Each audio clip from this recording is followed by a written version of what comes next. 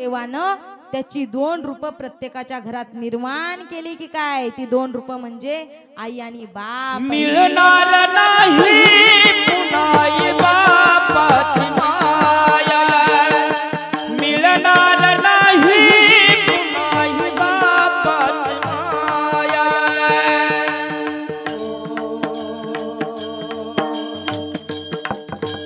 सगळं मिळेल, बंगला, गाडी, जमीन, जुबला सगळं मिळेल, पण आई बाप मिळणार नाही.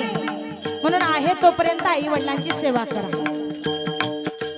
तुला मिळेल बंगला, गाडी, शेतीवाडी,